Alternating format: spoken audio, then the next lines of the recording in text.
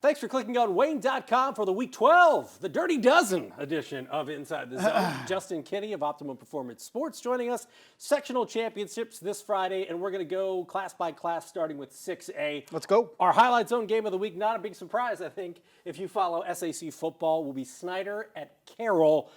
This was a 30-6, really dominant beat win. down. I was going to say beating. It was a beat down. What makes it different this time around? Because I guess Snider's had more time to iron out the wrinkles of their offense and get things going. And the win against Elkhart last week was impressive, being on the road and winning. So what would make this different than what we saw back in Week 5 of the regular season? Well, I think it's going to come down to Snider's defense and being able to get stops against Carroll and being able to get some pressure on Jimmy Sullivan and really rattle him in the pocket, get him outside the pocket. And when you look at this game and you say, well, Snider, they got to score more.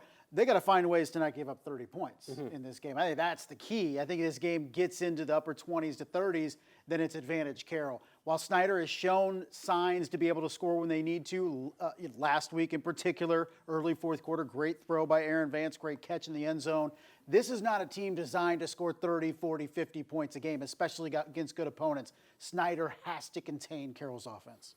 The big question last week was, would Jimmy Sullivan play against Northrop? He's got an injury to his non-throwing hand. I was at the game. They didn't need a whole lot out of Jimmy Sullivan, a very dominant effort against Northrop. But the fact of the matter is, the first couple of drives, the one thing I didn't see was him run the football. And that's one of the things that makes him so dangerous. He had an early rushing touchdown against Snider back in Week 5.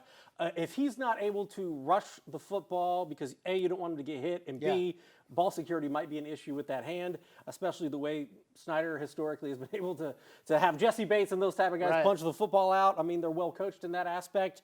How big of a deal is it if his mobility doesn't come into play, even though, to use your phrase, they've got a cadre of running backs at Carroll High School at this point? It's one of the things that makes Jimmy so effective, right, is you have to be able to pay attention to containing him and not allow him to escape and turn upfield in the run game. And so if that is something that is negated or Carroll doesn't look to do it, then it takes away a strength of what Carroll likes to do. They have a good natural running game. We saw Will Jeffries go off last week, part of a 400-yard effort on the ground for Carroll.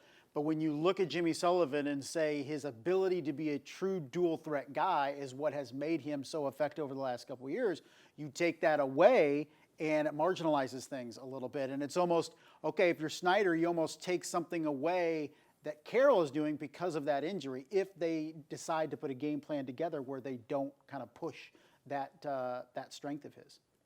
When you take a look at Snider and Carroll historically in the past, but specifically Snider in this case, I wonder how many games where they've played somebody in the regular season and lost, it's been pretty rare, that they've been able to come back and beat them in the postseason. It feels like they're a team that is built to do that, coaching-wise and just performance-wise.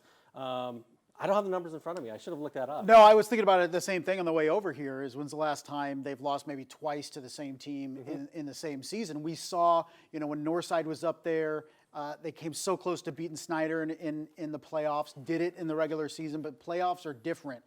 And we both know Coach Tippmann and that staff very well. I can guarantee you that after that 30-6 loss in the regular season, a lot of attention went to what didn't work in that game, what needs to be changed, what needs to be worked on, because Coach Tippmann felt inevitably he would see and his team would see Carroll again. Here it is, and we're going to see if the Panthers have an answer after the first loss.